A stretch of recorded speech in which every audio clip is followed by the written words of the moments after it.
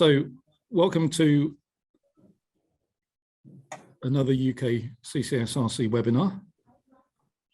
So we're very lucky at the start of the academic year to have had an announcement on CCS projects. We're now seeing both the capture and the transport and storage networks going ahead with feed studies. And without more ado, I'm going to say we've got 3 projects talking today, 3 speakers. Hydrogen and cement, so all good topics, potentially a lot of CO2 production. We're very happy to see those. And we've got projects from both sides of the country to try and keep a balance between East and West. They can both go ahead. So without more ado, I think I'll just ask Asbjørn, if that's the right way to say it, to talk to us about the Saltend hydrogen project. So Asbjørn, are you showing? Okay, can you hear me okay? Right. Okay, yep. Thank you. Thank you for the invite. Thank you for coming. Asbjørn Haugsgjerd, Norwegian name and person, so apologies in advance in any language difficulties or pronouncing my last name, which even Norwegians are struggling with. I'm the project director with Asbjørn, you're a little bit faint. Is there any chance you could get closer to the microphone? Oh, sorry. Maybe something better than that. Physically closer. I think it might help. Is this better? Is the sound better now? It's still a bit of an echo and a bit faint. If that's the best you can do, though, we'll just have to turn up the volume. I'm afraid I can't do much. Okay, no problem. Thank you. Right. Okay, very good. Is it better now? Is this better? Same? I try to speak slowly. Yeah, that's good. Yes, no, that's better. Thank you, Asbjørn. Okay, I was probably the wrong microphone. So, without any further ado, I will give you a little bit heads up on the hydrogen to Humber Saltend project. We see a nice picture of the Saltend chemical parks in the background here. So before I start on the project presentation, just to make sure that we are on the same page when it comes to hydrogen, even though it's a colorless gas, we do have a lot of color representing hydrogen. So we have to the left here the gray hydrogen, which is gas reforming from natural gas to produce hydrogen, and then releasing the CO2, which is the sort of majority of hydrogen in the world is produced.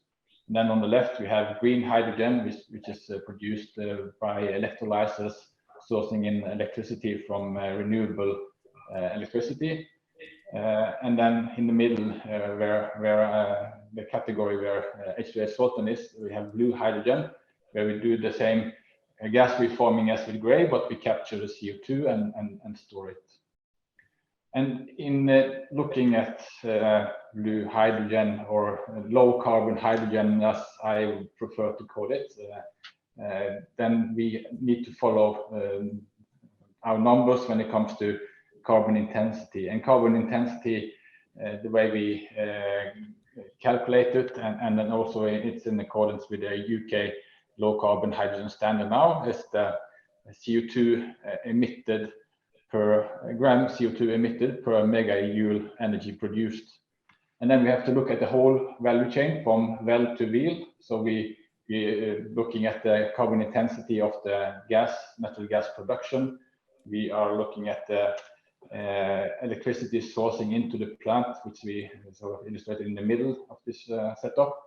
And we need to see the CO2 compression and hydrogen compression, what kind of CO2 footprint, and then of course also the reformer plant, what kind of CO2 intensity do we have, and then we see it all together. And UK low carbon hydrogen standard is saying that to be a low carbon hydrogen, we need to have a carbon intensity below 20 grams CO2 per megajoule. And we see in our blue hydrogen project, working together with the contractors, we see that we can this come down to 10-11 grams CO2 per megajoule energy produced. which is not zero, but it's really getting down there. And it's of course a balance on how much how you're set up with the energy efficiency, and you can probably get even further down, but then you add on the investment cost. So let me go to the next slide here.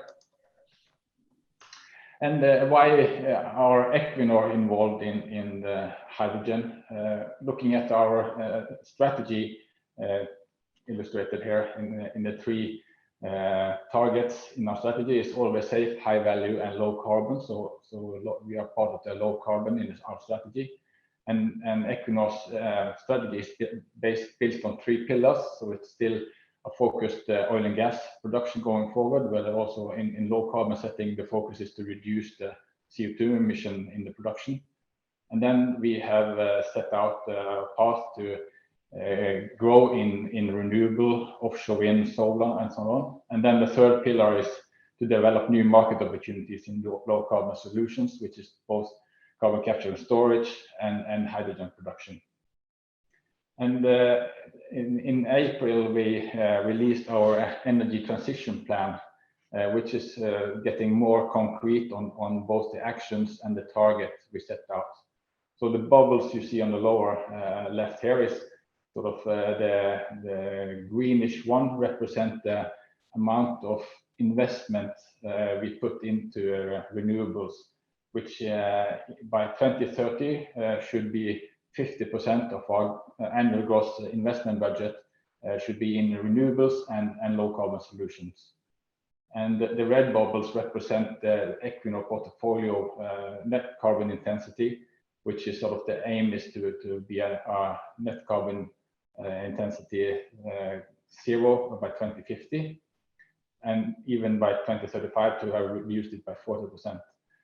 And the Equinor portfolio net carbon intensity is 68 grams CO2 per megajoule today. So we really need this hydrogen project to bring down the total carbon intensity. And our CEO here to the right, he's holding up the energy transition plan, and on the short-term action list, the H2S Saltend is one of the projects and actions we have put forward. So then diving a little bit more into the Humber area, where we see sort of one of the best opportunities we have in our hydrogen portfolio. It's a industrial area where we have sort of a condensed CO2 emission point in the UK. I believe it's around 40 million tons per year, and that's the same amount as we have on the Norwegian continental shelf. It's a condensed area with a lot of industry that can fuel switch from natural gas to hydrogen. So we have gone together with several partners, both industry and academic, and formed a zero carbon Humber partnership, where the H2S Saltend is in that portfolio. So H2S Saltend is a 100% Equinor owned and operated as it is now in the development phase. And that is to build a 600 megawatt hydrogen production facility. We have selected the location, and that will be within the Saltend Chemical Park, where we have secured a plot in cooperation with the operator PX at the Saltend Chemical Park. And then there's a second part, which is the onshore pipeline infrastructure operated by National Grid Ventures and our development there. The DCO is planned to be put in later this year. And that is a hydrogen and CO2 pipeline network illustrated here on both sides of the Humber, connecting to Easington out on the coast, where the Northern Endurance Partnership have their landfall for the CO2 storage. So this is the total value chain. And if we manage to establish the CO2 onshore infrastructure, there is a lot of industry along the pipeline where we can both put additional production capacity for hydrogen. And there's a lot of consumer ranging from power to refinery, steelworks, and so on. So then zooming in onto the H2S Saltend project. I'm not able to give you very detail of the project because, as it says here on the left corner, we have been in a pre-feed design competition. We went out into the market to select sort of the best contractors worldwide and then invited them in. So we approached some 9-10 companies, asked them if they would join us in developing a sort of state-of-the-art blue hydrogen facility, focusing on energy efficiency and using their best knowledge and their standards and industry standards. So we selected Technip Energy and Air Products in our constellation. KBR joined up with Technomont in a constellation, and Linde joined with BOC, a Linde company, UK based. So these three constellations have been doing a pre-feed design competition that ended just before the summer. And now we have been through our quality control process internally. And based on the pre-feed, we have issued invitation to tender for our feed with options for EPC and even options for operating in the maintenance of the plant in 5 years.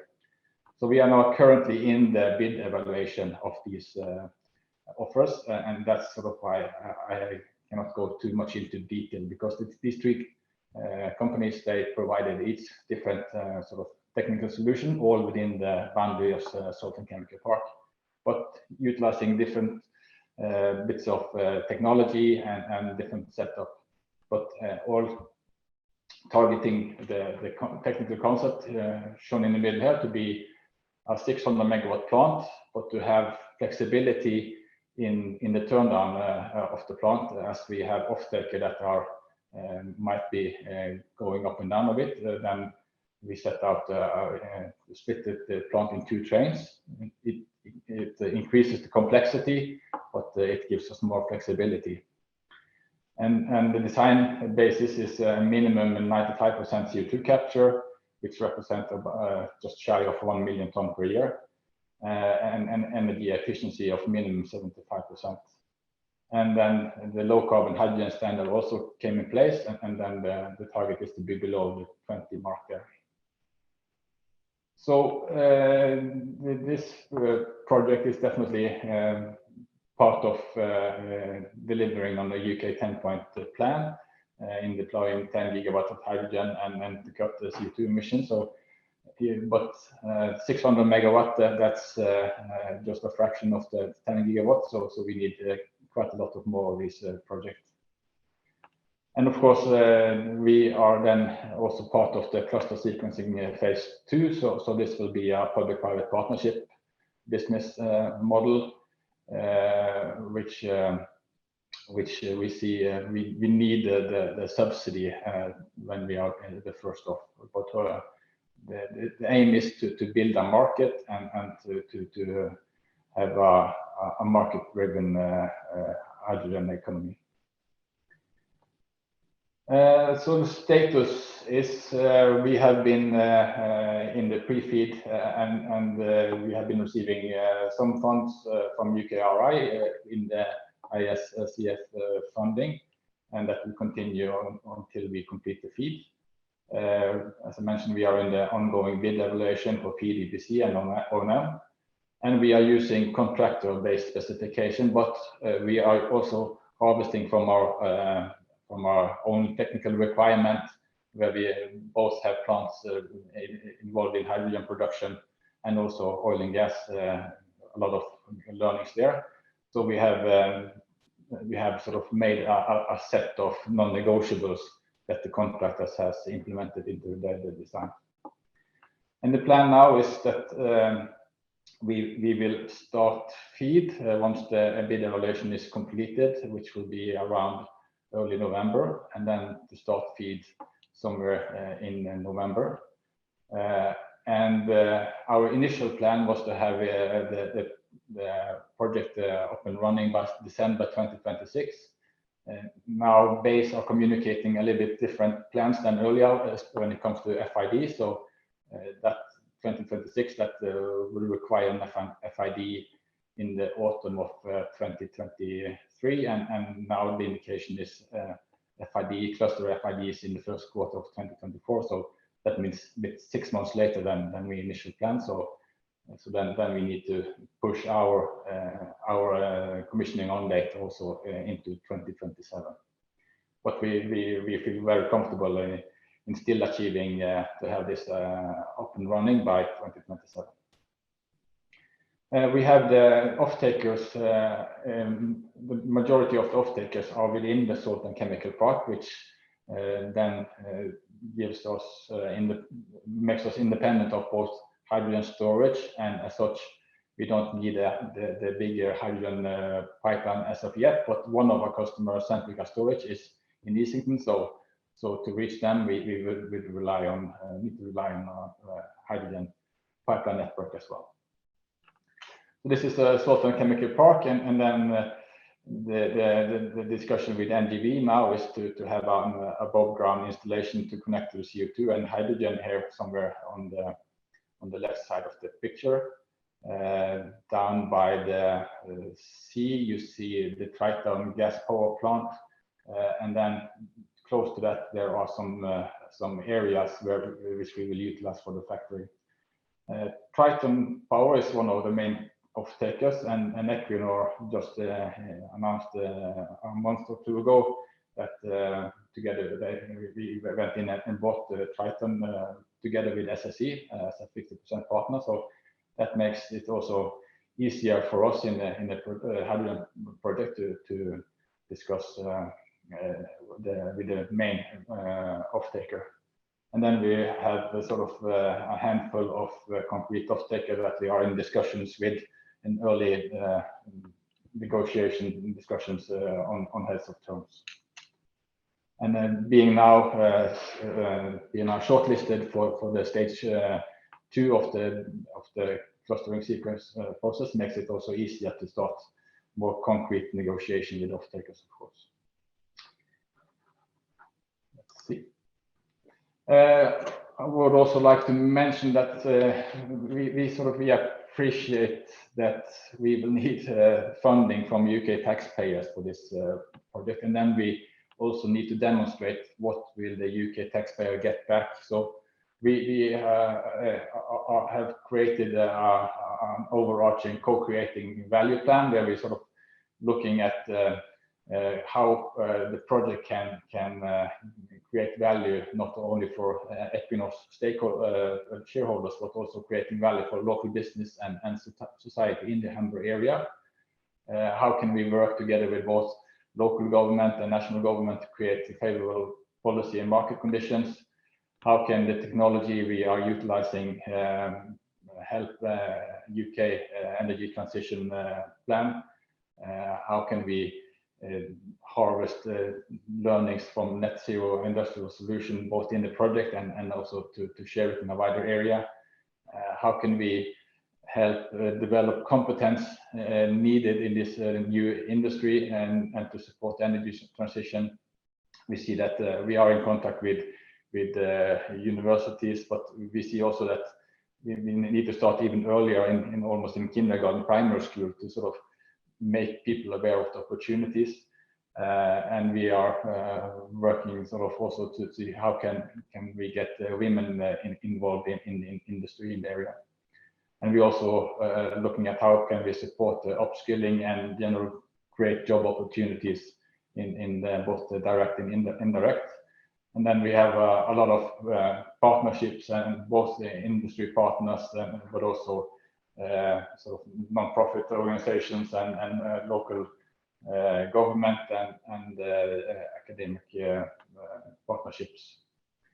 So this is sort of still early in the framing. We are trying to be more present in the area. We attend a lot of conferences and working close with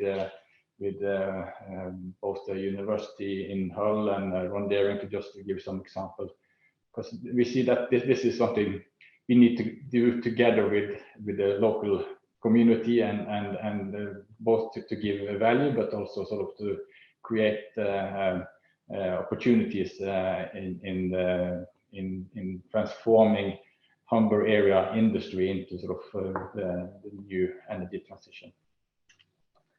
This is something that I really strongly support personally. So to end off with this picture of the Saltend Chemical Park, you see an illustration of the utilization of the plots we have. We also have a plot up here where there are some tanks indicated. So the three different contractors have utilized this area in different ways, but it's sort of 300 megawatt trains as a base. And then you see the closeness to Triton Power. We have Vivergo, Ineos, Pensana, and Vital as some of the key off-takers that we are in negotiation with, and then Centrica out by Easington, some 25 kilometers to the south there.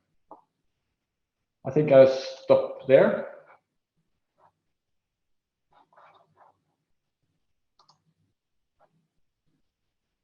That's great. Thanks very much. Thanks very much, Asbjørn. So we'll take a few quick questions now, and then we'll have the chat afterwards. So you can probably see the questions in the chat, Asbjørn.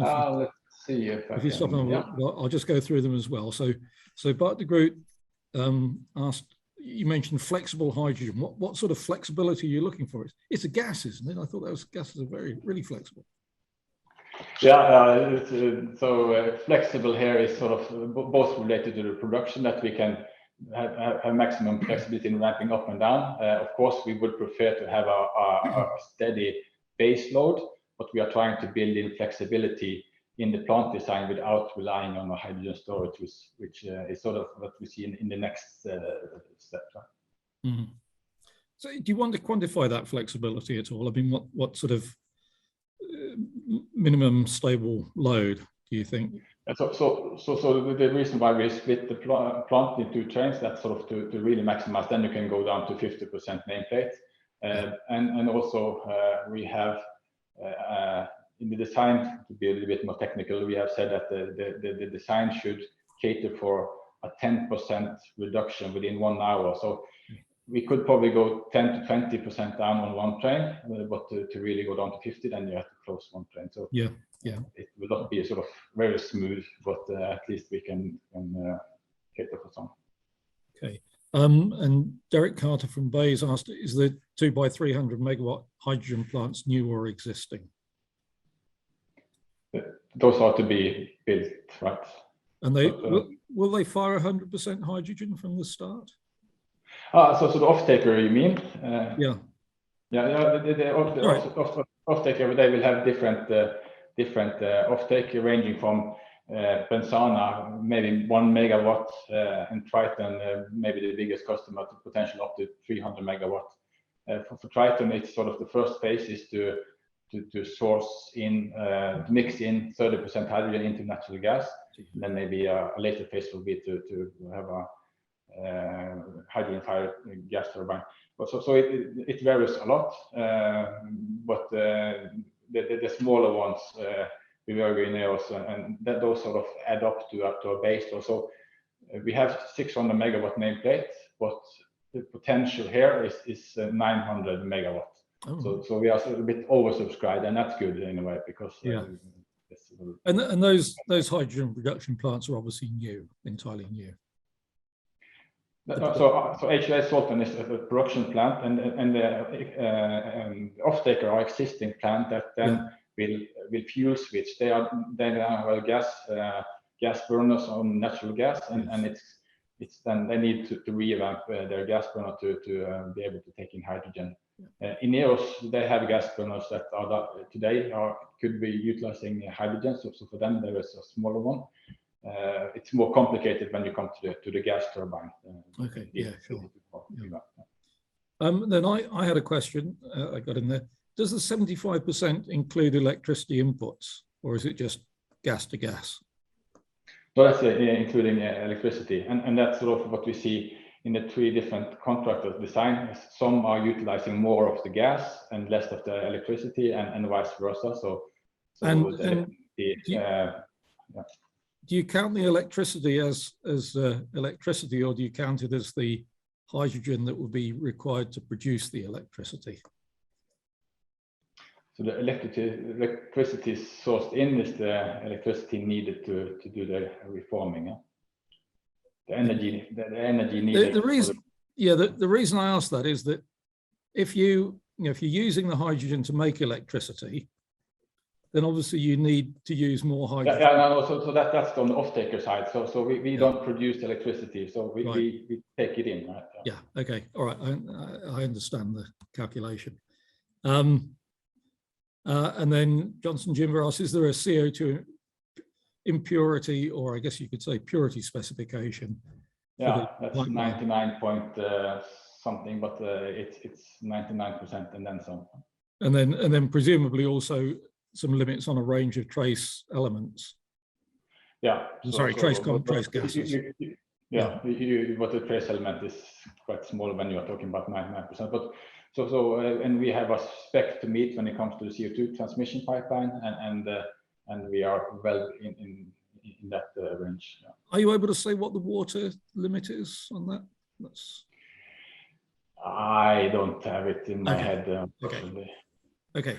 No, but that's a key point in CO2 storage, and that's sort of we have experience from our facility, LNG plant in the north of Norway, and also we have been having CO2 storage on one of our offshore platforms, and so water is definitely something that we need to avoid. Okay, I'm just going to ask another question. That we've got a question on the rare earths, but that's a little bit not related to CCS, so I'll leave that for the discussion. But how are you hedging gas costs with regard to the commercial price? That's a question from Steve. It's of course the key element. I mean, the main cost there is the gas price, and in the low carbon hydrogen business model that is released or published by BASE, we are talking about a reference price, which will be sort of a reference to the gas will be the reference price.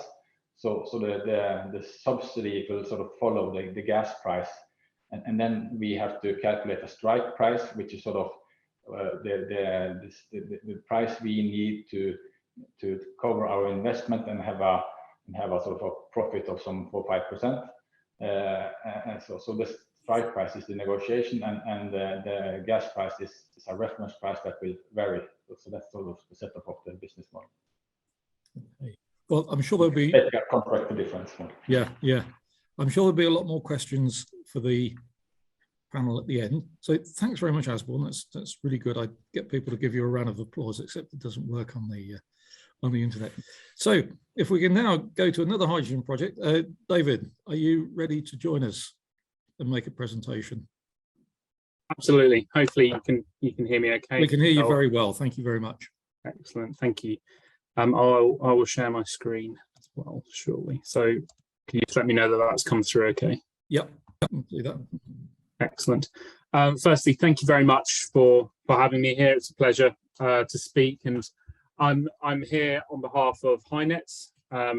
My name is David Walker, and I'm project manager working for Progressive Energy. And really, what we do at Progressive Energy is work as an integrator for all the key project consortium partners, and linking into the fantastic support that UKRI give us for this project. And really, within what I'm presenting here, I want to give the context of the wider HyNet and what the HyNet, how the HyNet infrastructure and architecture works, as well as then going into a bit more detail around the hydrogen production plant that one of our partners, Vertex, operates. And this hopefully will dovetail nicely with Iain's presentation, where he will deep dive much more into Hanson cement. So that will then follow shortly after.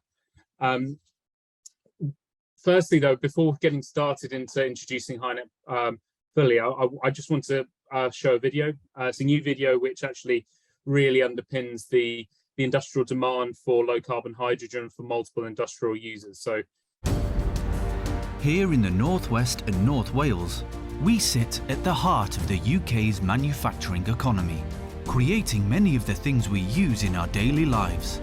The UK business sector accounts for around 1/5 of the UK's greenhouse gas emissions, and reducing these emissions to net zero is a tough challenge, but HyNet is making it happen.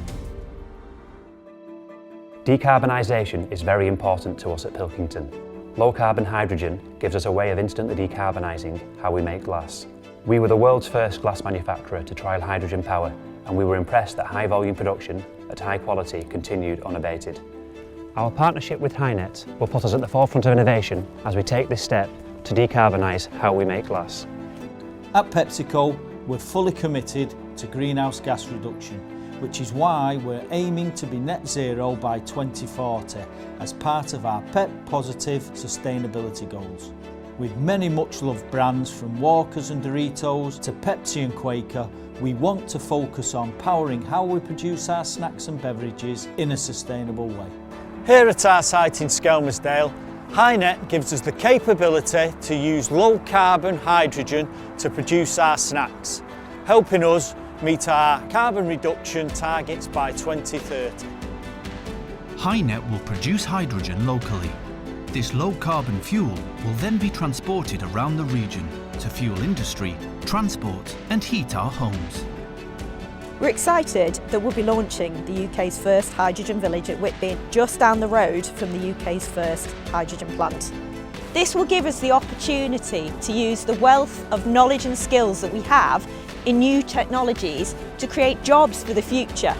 HyNet gives us the opportunity to use low carbon hydrogen at our Wrexham and Trafford Park plants. The hydrogen will be generated just up the road in Ellesmere Port, giving us a source of locally produced fuel. This allows Kellogg's to decarbonise how we produce our much-loved products, from cornflakes to crunchy nut. Kellogg's is committed to increasing the amount of low-carbon energy we use in our plants and reducing our carbon footprint wherever possible. At NSERC, we will use HyNet's low-carbon hydrogen in our furnaces to create billions of ultra-low-carbon glass bottles for wine, beer, soft drinks, water and food. This means we will grow as a business, creating at least 200 jobs and future-proofing existing roles. HyNet will help us to decarbonise so we can meet our zero emission targets and create the world's most sustainable glass bottles. From the mid-2020s, HyNet will enable the UK's vital industry to move from fossil fuel gas to low-carbon hydrogen. It will also provide a route for companies to capture and lock away their carbon emissions. The North West and North Wales are at the forefront of the UK's low-carbon hydrogen transition. We are proud to be making it happen. A background to the various industries that you see HyNet serves and underpins the growth and the fundamental decarbonisations through this fuel switching, but also through capturing carbon. We do see ourselves integrated as the UK's leading fully integrated decarbonisation project, stretching from the northwest England and into that northeast Wales area. And in line with the Bayes Track 1 cluster, we will, from the mid-2020s, produce and store low carbon hydrogen to replace that fossil fuels. Because we've got so many of those industrial fuel users, storage is a key element of this as we go ahead. We'll also then capture and lock up the carbon dioxide emissions from the industry. So this includes the low carbon hydrogen, CO2 produced from that process, but also CO2 produced from other processes where it's unavoidable, such as waste from energy plants or the Hanson plant that Iain will tell you about shortly. Just to spend some time on the overall geography and architecture of HyNet. We are located, as I said before, in the northwest of England, crossing over the border to northeast Wales. Before talking about the specifics of the infrastructure, one point to make is the support that we've had from Cheshire West and Chester County Council, Flintshire Council, the Liverpool City region, Manchester City region has been phenomenal and has been a real. They see this as not only a route to decarbonisation, but a way to grow the economy as well, which I'll talk about later. In terms of the actual setup of of HyNet, the real heart of HyNet is at the standalone manufacturing site near Ellesmere Port. That's shown as this two-coloured blob in the middle of the middle of HyNet. From there, you will see an orange line going over to Liverpool Bay, and a blue line going out to the northwest region. The orange line is our CO2 transport and storage line. The blue line is our hydrogen line. Focus first on the CO2 line, where the CO2 from the hydrogen production plant meets CO2 from other sources, for example, the Viridor waste to energy plants, goes through the E&I owned and operated transport and storage line, which then links up with CO2 coming from the Hanson cement plant at Padeswood onto meeting an existing pipeline. So there's a new pipeline that's being built, meeting an existing pipeline, which is going to be repurposed from natural gas to CO2, and that will take the CO2 and store it safely under Liverpool Bay in what has been natural gas storage facilities, which are coming to the end of their economical life. Onto the hydrogen side, again, the hub is at the standalone manufacturing complex, where the hydrogen will be produced and distributed amongst various sites in the northwest. The first phase is focused locally around the refinery and the adjacent user NSERC. Then it will expand out in a phase 2, which will be wide encompassing, going up towards Manchester, but also critically going to just south of Northwich, where Innovin own storage caverns. Those storage caverns are critical then to ensure that there is daily robust supply backup for different changes in demand for the different users, for power users and for industrial users, but also can it impact the seasonal changes in demand as well. We do see that as a critical element of the wider HyNet. And you'll see by the dotted lines, the plans are then for further expansion into various other regions within the northwest, focusing in on those industrial fuel users. The HyNet consortium mentioned before, we are a track 1 cluster from the base project, and we get some fundamental support from UKRI, and within that we have a core number of partners. There's more partners than this, but I suppose the core providers are listed here, where Progressive Energy, our project integrator, linking all the parties together. E&I do the CO2, in charge of the CO2 and transport and storage. Cadent, the hydrogen distribution from the standalone manufacturing complex to the Innovin storage and to all the users. Innovin, SR and Hanson have all been progressed through to the phase 2, as part of the phase 2 cluster sequencing program, and are currently undergoing due diligence. I'm sure Iain will talk about that shortly. And I've mentioned Innovin, and I'll go into a little bit more detail there. And Vertex is a joint venture between Progressive Energy and SR, and I will talk a lot more about the hydrogen production plant shortly.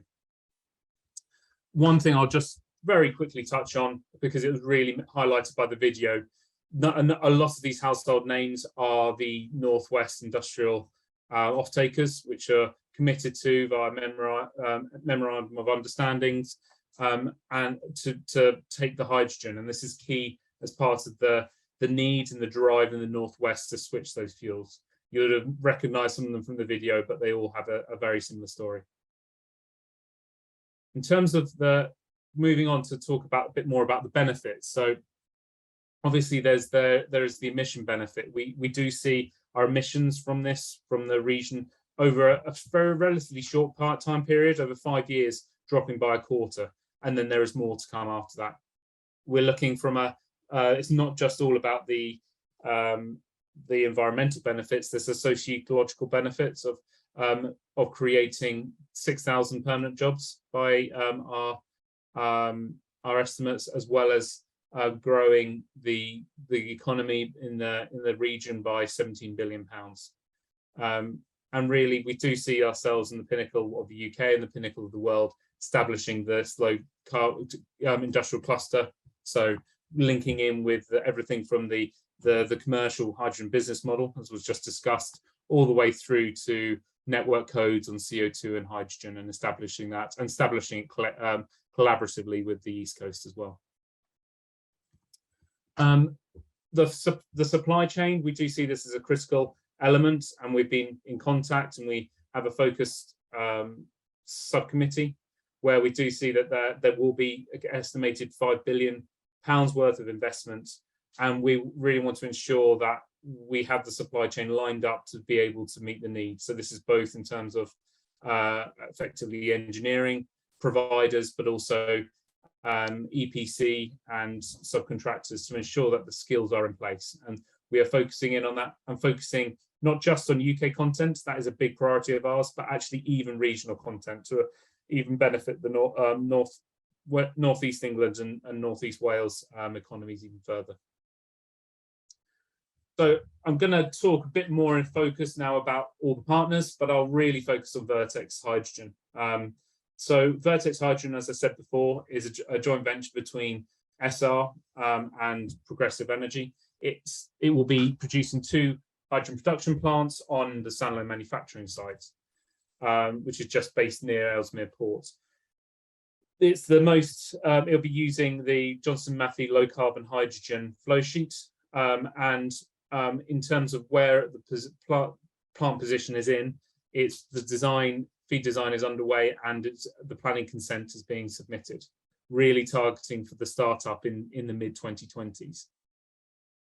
So really where we are and how we deal this with our customers, because we do have all those off-takers, is that in terms of, is it real? Absolutely, underpinned by government policy, and this really delivers it.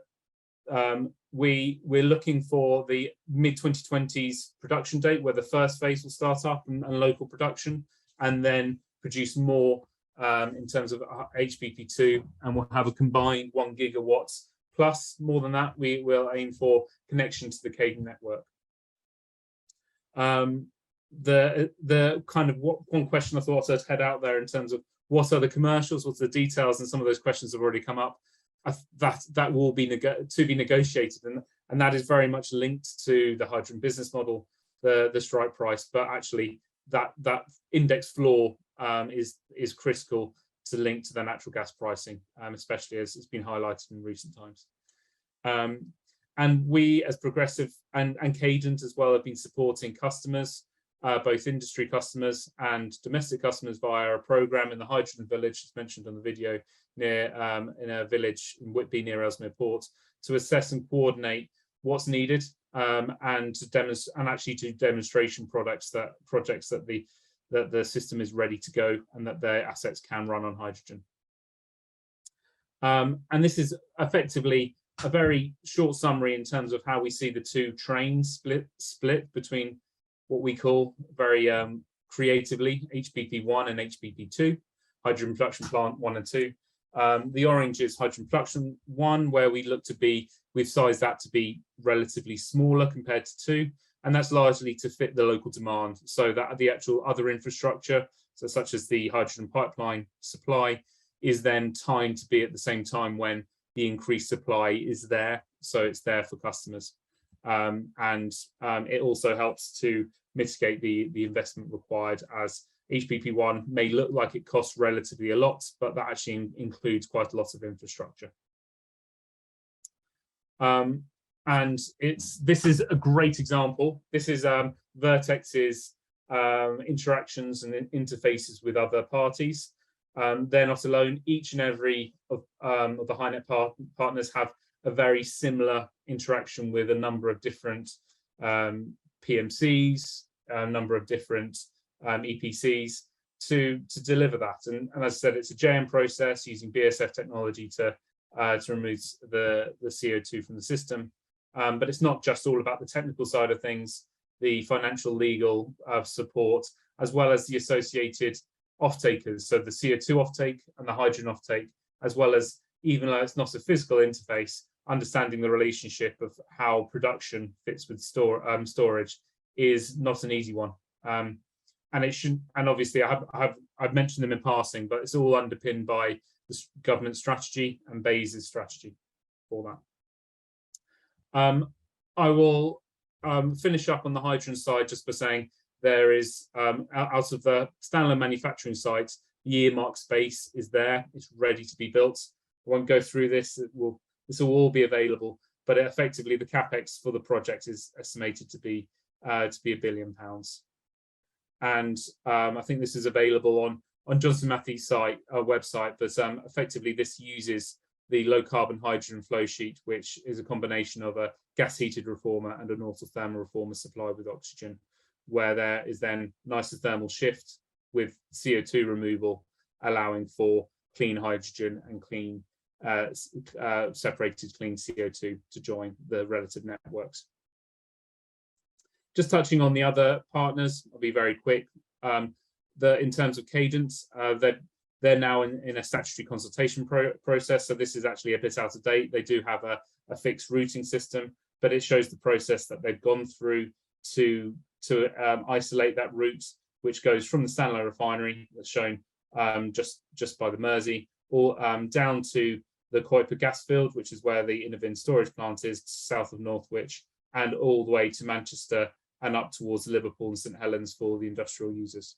And the construction is planned to start in 2025, again aligned with the hydrogen production.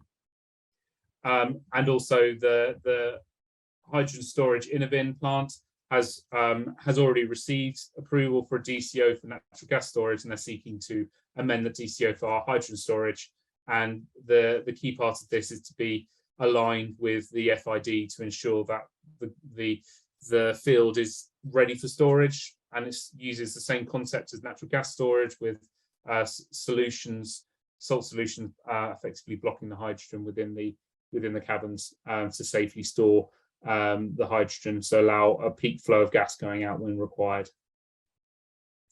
And really, I will mostly close out. I won't talk too much about the emitters because I think Iain will cover that. But just to illustrate, as I said before, the E&I transport and storage network is pretty much 50-50 in terms of repurposing the purple line, which starts near Flint, going all the way to Talacra. This is reusing a current natural gas pipeline, so really trying to minimise the impact on the local area. And then the other half of it is going to be a new build CO2 pipeline coming all the way from Ince Stanlow across Cheshire West and Chester and Flintshire to meet up with the existing pipeline. As I said, I won't talk too much about the emitters, but they are a key aspect, and I'm sure you'll see that picture of Padeswood again very shortly. And to really finish off where I started on the video, this is all underpinned by the hydrogen demand for the industrial users, and Encirc are a fantastic example of this. And if they could, they would take our hydrogen tomorrow. And this really drives the program, and it drives the need for the hydrogen and the need for the related infrastructure, and how critical HyNet is for the local region. So thank you very much. And I'm not sure if there's still time for questions now. Otherwise, we'll get a few in quickly, David. Excellent. I think. So running a couple together from Ben and Steve, what volume of hydrogen storage is there, and how much of that is actually usable? How much? Sorry, I did skirt over that. So there is 1.3 terawatt hours of hydrogen storage within the Kuiper gas caverns. So within the usability of that, it would depend on effectively a large percentage of that would be usable. I suppose it depends what the question around usability is, what flow rates and everything else, and that's something I'll probably don't have to the. Also a question of how much cushion gas you need in the stores. The cushion gas. To be honest, I don't know that detail. I'd need to check in with my Innovin colleagues on that. Yeah, I mean, it's some significant tens of percent, I think, isn't it? I think that's probably around the level. In my head, it's somewhere between 10 to 20%, but I wouldn't want to be quoted on that. I'd need to check in with my Innovin colleagues. Okay, and then some other questions. The 1 gigawatt of production capacity, is that lower heating value or higher heating value? I guess 10% difference. I think it is the lower heating value. Okay, and the CO2 storage is in depleted gas fields. Where's the gas coming from that you use in natural gas? So the gas will be coming effectively from a grid connection that we'll be making from Helsby to Ellesmere Port. So it's just commercially supplied gas. Just commercially supplied gas, absolutely, yeah. Yeah, and there's a HMRC, but have you agreed a floor price for natural gas for your financial modelling? That's still very much in discussion around the hydrogen business model. So I think that's still within the overall commercial discussions at the moment between with BEIS and between the partners. Yeah, okay. I think those are the main questions. There was a question on capital cost, but I actually think you explained that, and it's not related to the gas price.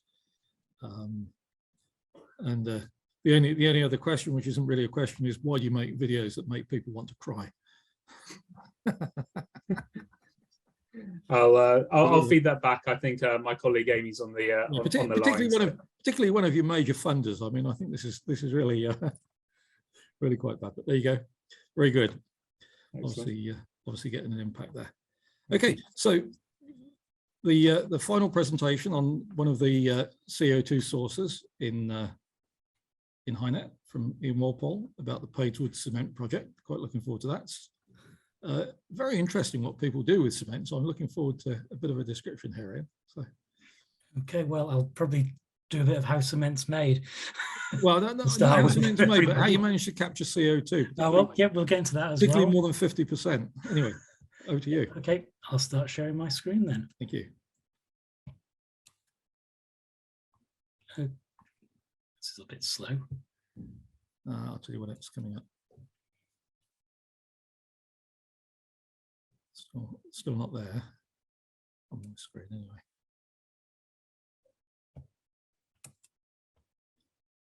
Okay, got it now. Thank you. Yep. Okay then. Well, I'll probably say off there that introduce myself. I'm Iain Walpole. I'm Head of Process Sustainability for CCUS at Hanson. I've about 30 years experience, well, more than 30 years experience in the cement industry, and most of it around environment and carbon. So what you can see there is a picture of our Padeswood works in North Wales, near Mold, about 15 miles or southwest of Chester, maybe a little bit less than that. Let's start talking about it. God, these things take an age to change, don't they?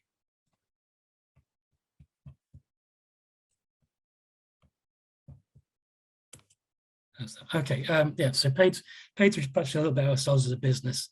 So we're owned by a company called Heidelberg Materials, which just rebranded from Heidelberg Cement about a month ago. And basically as a group, Heidelberg's committed to being basically offering net zero concrete across the globe by 2050 or sooner. So Padeswood is one of the sort of first large-scale carbon capture projects that the group are delivering. We've actually got a sister company in Norway at Norcem in Brevik, which is currently constructing sort of the world's first full-scale CCS on a cement plant. And there's a number of other projects around the globe, such as Edmonton in Canada, which is about a similar stage in timing to ourselves, Devnya in Bulgaria, feasibility studies in Germany, Poland, Czech Republic. Generally, the aim of the business is to capture about 10 million tons of CO2 by 2030. So Padeswood is probably a big part of the sort of global target, where we're around 800,000 tons a year of CO2 captured and storage. And basically we've set out through this whole process with the ambition of making a net zero cement product. So perhaps a little bit of history for where the timeline's gone. We first started talking to Dave's colleagues at Progressive probably late 2019, and we had the idea of doing a feasibility study. It was sort of quite interesting, and carbon capture was what seemed to be hundreds of years off for us as a cement business. We knew it was going in Brevik, but didn't really see it going anywhere. So we did a fairly quick internal pre-feasibility study, which we completed in 2020. And then our sort of relationship with Progressive grew, and we became partners in HyNet around 2021, but kept it fairly quiet and started off on the IDC feasibility study around about April last year. And that's been going, it's fairly close to complete now. We've learned a lot from that process. And in parallel to that, we've obviously gone through the phase 1 selection process. And in January this year, we were put our submission in for the phase 2 cluster sequencing process, and in August, Bayes shortlisted Padeswood. So obviously we're very pleased about that, and I think it's the only cement producer that's within a cluster. It's very important to the cement industry that we're successful at Padeswood. So a couple of quick highlights. I guess everyone else is probably familiar with these. That we've got 2 key dates really in mind. All consents being in place by the end of 2024, and in commercial operation by the end of 2027. So it's quite a tight timetable. Say feasibility is completed. We're just about to start on the sort of pre-feed engineering. We've been already working on our sort of planning and permitting work up to now, and we'll be looking at sort of submitting planning applications middle of next year and starting consultation on those sort of later this year. So all being well, we'll be entering the sort of construction phase in 2024-25 and be operational by Q3 2027. So that's our target. A little bit of history around Padeswood. So it's been there 75 plus years, no, 70 years, around about 75 years, as basically built at the end of the Second World War, producing about 800 tons a day of cement. So fairly small. You can see a sort of a grainy black and white picture there of what the site was like. So it's obviously grown from that. We've spent a lot over the last 2 decades, basically going from an old wet process kiln to building a modern state-of-the-art cement plant. So we built a new dry process kiln line in 2005, which is still the newest cement plant in the UK, or cement kiln. And we also then installed a new vertical roller mill for cement production at Padeswood about 3 years ago. So that's sort of basically we've got pretty much the best sort of cement plant you can make in terms of carbon reduction as it stands now. We use about sort of 60 to 70% alternative fuels. That's a mixture of waste and biomass waste, such as solid recovered fuels. So we've got a good starting point, but we've effectively got a long way to go to net zero. So perhaps I'll show you a waterfall diagram of where we were in 1990. So roughly, you go back to 1990, cement production was virtually a ton of CO2 per ton of cement. So if you look on the sort of pale pink colours here, is all the work we've done over the last sort of 30 years to reduce our emissions by process improvements, changing the composition of clinker in cement, increasing the biomass in the fuel mix, replacing cement in concrete with alternatives such as fly ash and ground granulated blast furnace slag. So that's made a sort of about a 50% reduction in our CO2 per ton of cementitious materials. So we can keep going with a bit of all those good things around clinker substitution and fuel switching. We did a demonstration using hydrogen last year, where we achieved a net zero fuel mix for a few hours at our Ribblesdale works. So again, that was a world first, and that was also Bayes funded. But the bottom line is that if we do all that clever stuff, we're still left with about a third of our emissions that we can't do anything about apart from using carbon capture to achieve a sort of a net zero point. Now, we do have the benefit that with our biomass, we can actually drop beyond net zero. And also, if we look at cement or concrete in the environment, it actually absorbs CO2 over its life. So we get a recarbonation benefit that we can sort of claim that our overall position is beyond net zero. And this bar at the side sort of shows where those CO2 emissions come from on our current plant. So 65% is from the raw materials. So to make cement, we use limestone, which is calcium carbonate, and that therefore produces around about 550 kilograms of CO2 per ton of our clinker product. So it's about 60 to 70% of the emissions from the kiln process come from the raw materials. So if we went to 100% biomass and hydrogen as fuel, we'd only deal with 30% of our emissions. So there's a picture there of the pre-calciner kiln at Padeswood, the pre-heater tower. That's about 100 meters high to give you a feel for scale. And the raw materials come at the top around about 60 or 70 degrees after being dried as powder. And they end up around about 900 at the bottom of this tower, and that sort of process takes about 30 seconds.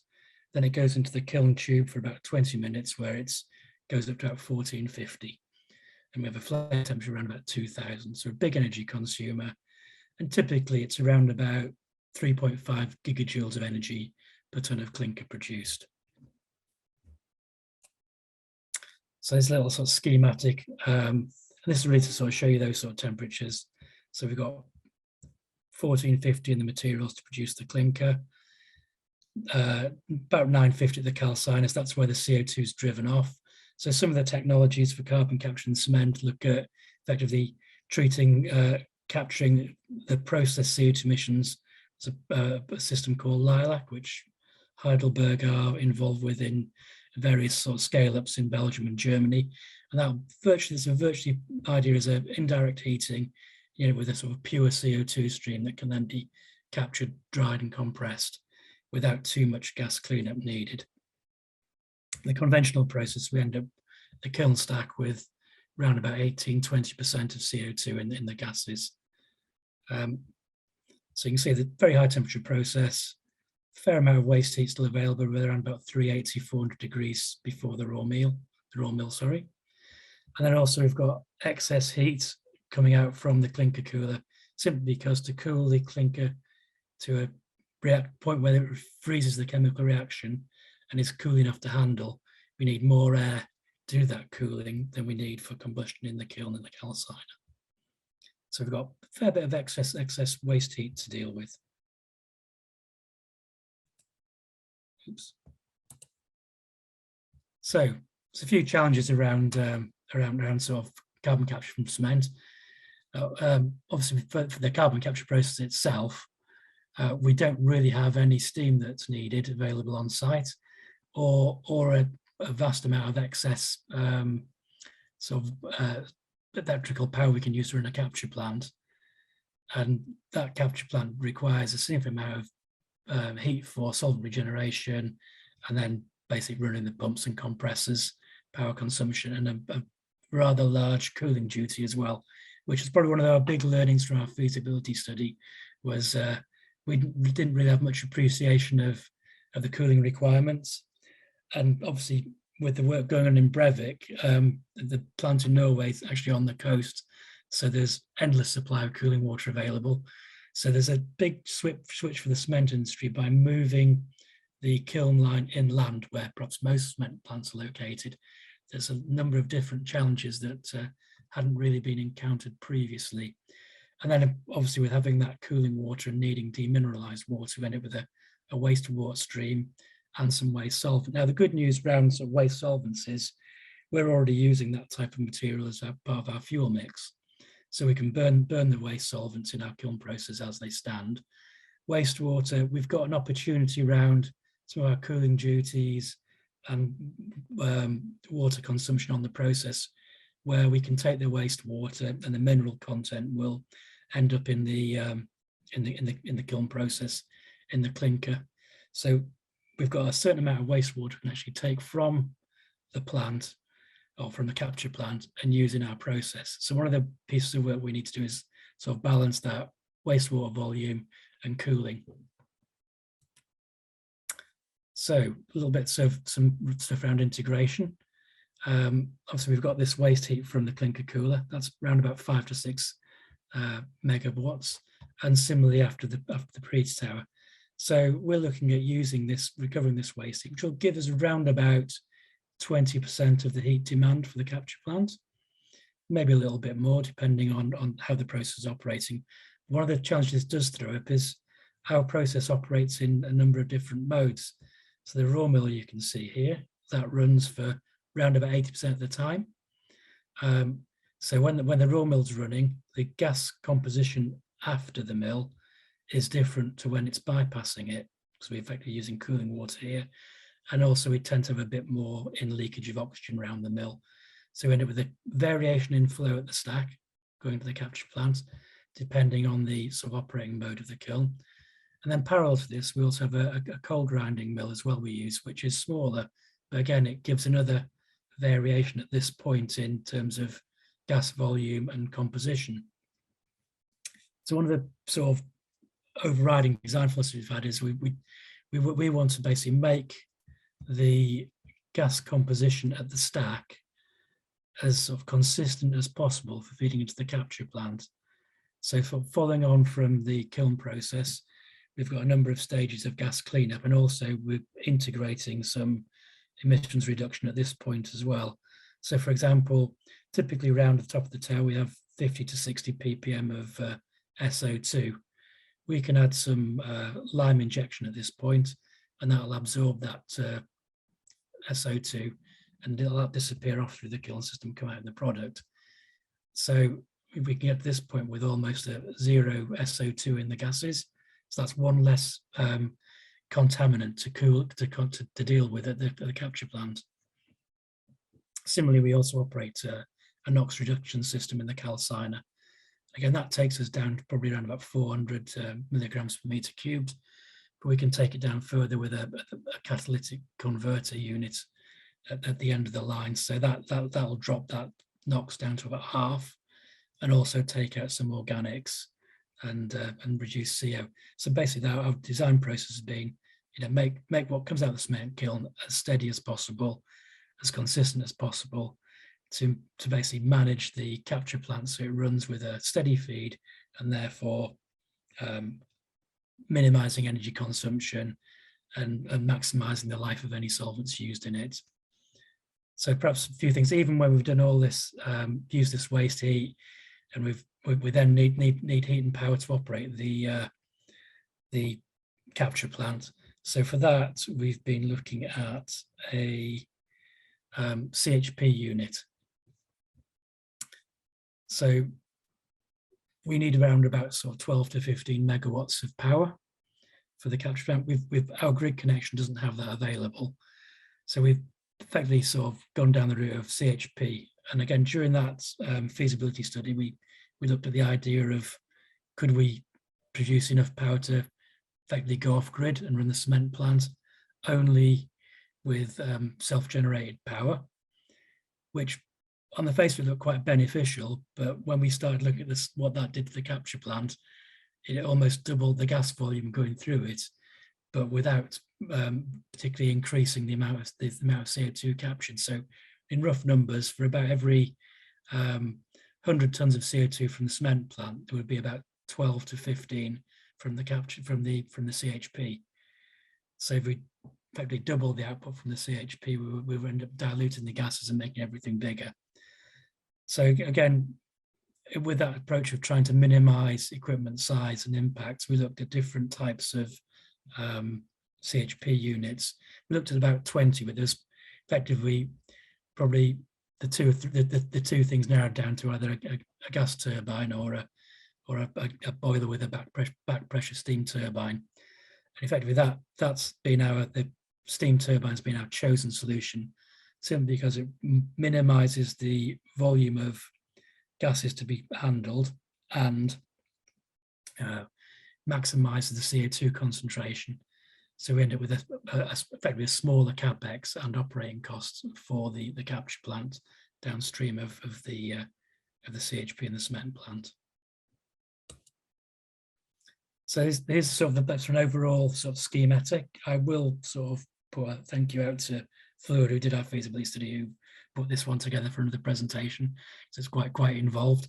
We'll be using natural gas to fire the CHP, which there's also an option we've been looking at, is whether we could use sort of a waste to energy type approach for the heat provision.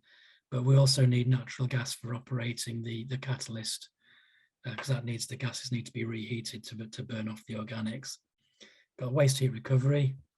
We're probably looking at a thermal oil system for that, to go basically take it from the kiln to the capture plant. We look at probably a distance of around about 150 meters from where the kiln's located to where the capture plant will be. Through the amine capture plant, 95% capture rate. So we end up with about, this is on the basis of let's say a nominal 100 tons an hour of CO2 entering the capture plant, to illustrate it. So we end up with a 95% capture rate, 95 tons an hour going out, cooling water makeup coming in, demineralized water and wastewater. We'll reuse water from the direct contact cooler into the system. We've got a cooling tower at the moment, but we'll probably be looking at optimizing around air and water cooling, because the calculations where we needed about 180 meters cubed an hour of water. We've got around about 60 available on our current abstraction license, so we need to up that or use air cooling to meet that demand. So that's one of the pieces of optimization work of, do we end up with stick with water cooling, or size the water cooling so that the amount of wastewater fits in with what we can actually use over at the cement kiln, in which case we'd avoid any wastewater discharge. So that's sort of a concept that we've termed a zero liquid discharge model. So that's what our sort of aim point is. So net zero cement production is a sort of key thing, and zero liquid discharge if we can manage it. So there's sort of two fundamental bases of design that we're working with. So this cooling tower may become a large amount of air cooling, and that will be maybe, let's say, 8 to 10 meters cubed an hour of wastewater we can handle over here. So I've mentioned sort of waste net zero cement sort of frequently. So there's an indicative carbon balance just so you can see how it fits together. So if we, again, this is based on this 100 tons here.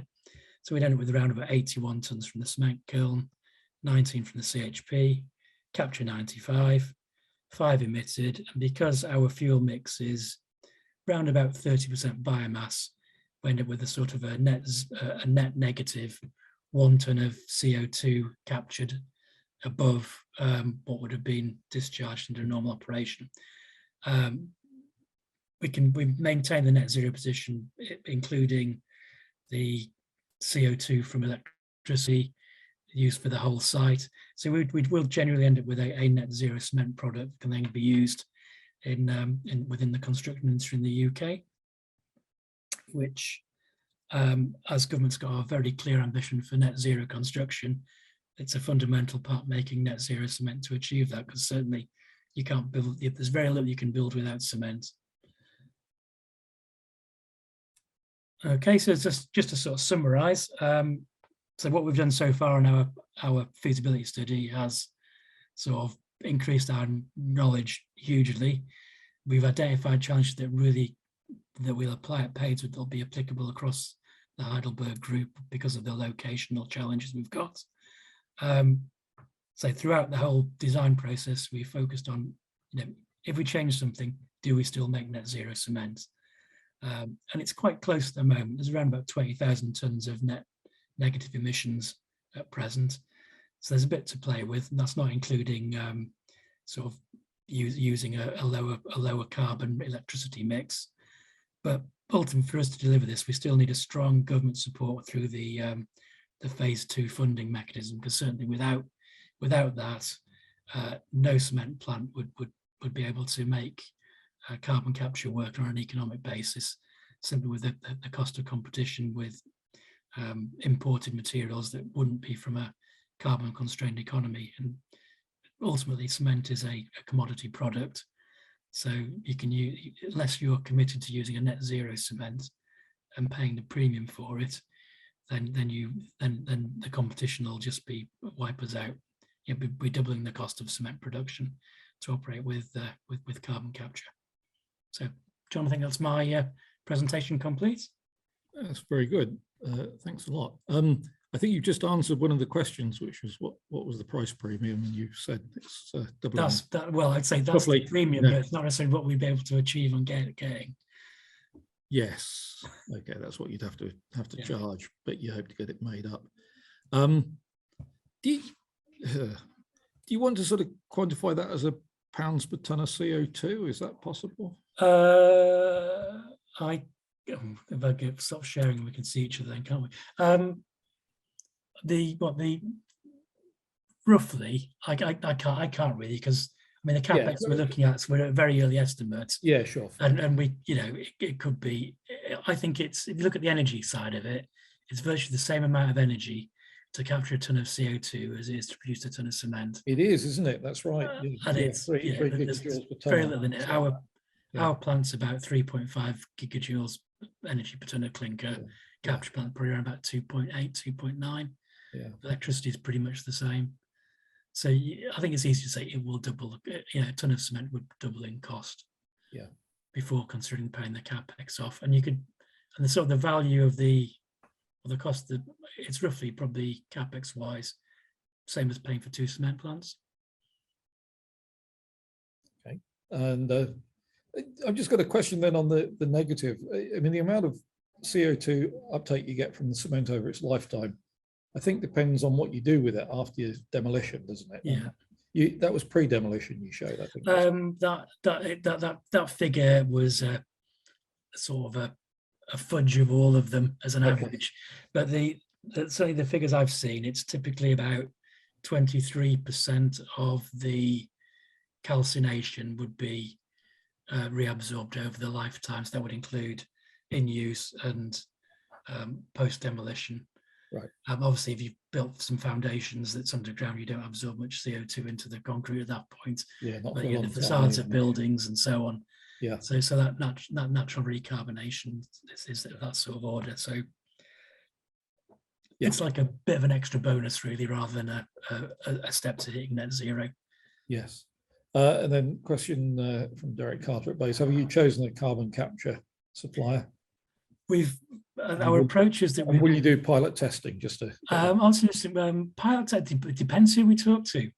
We're working with two technology providers. Our sort of model is that we'll do a parallel feed study with 2, so we can basically get to the point where we've got some competition rather than we're tied in with one user. Yep. One of the people we're talking to basically said we don't need to do any testing. The others are quite interested in doing some pilot testing because they've already got a cement plant. Yeah, well, they've got the confidence in their technology. Yeah. Okay. I'll ask the question: do you have confidence in their technology based on the?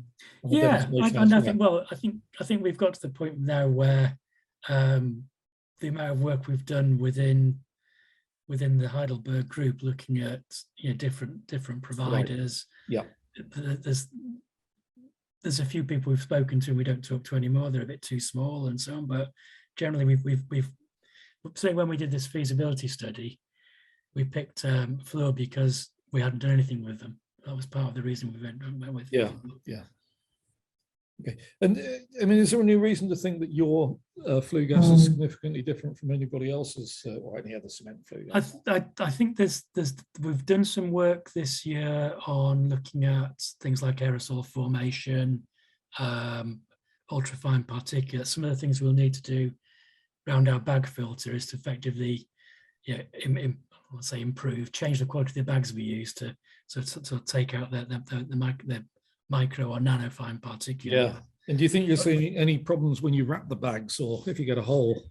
Well, that I can see that being a problem. That's a real worry actually. The tolerance we've got now, we've got an emission limit of 10 milligrams per meter cube.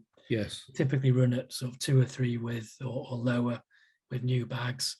But when the bags start failing towards the end of their life cycle, it shoots up really quickly. So I don't think that you get to a point where you actually just replace all the bags. Have you looked at whether or not those we're getting a bit techie, but I'll ask anyway. Have you looked at whether those aerosols are different though? Because I think classically we've seen aerosol problems with the acid aerosols, and I suspect those are alkaline. That would make the ones we're looking at typically at SO3, we don't really have a problem, but there's definitely most of the emissions relate to the raw materials. So if you look at say the 3 plants we operate in the UK, take the SO2, Page was around about 50 to 100 milligrams. Ketton's in a similar sort of area. Ribblesdale, without a wet scrubber that we've got installed there, would be up there sort of 500 to 1,000. SO2. So the raw materials make a big difference. That's SO2 though, not that's SO2, yeah. So SO3 sort of aerosols is what we were looking at, and Padeswood, there's not an evident problem in the testing we've done. Okay, but I guess that is what you're saying is there may well be a functional difference in the flue gas. Yeah, there'll be a difference between different cement plants without a doubt. Very interesting. But that whole sort of, so should I say, pre-treatment process before it gets to the capture plant, we should end up with something that's pretty much the same everywhere. The catalyst will take out NOx, organics, CO. We're looking at mercury control separately as well. So we'll end up with like the better than bat cement kiln with a capture plant on the end of it. Okay. Well, it'd certainly be better than bat by the time it's been through the capture plant anyway. I don't know what it is, capture plant, but it'll be okay at the outlet. Yeah, very interesting.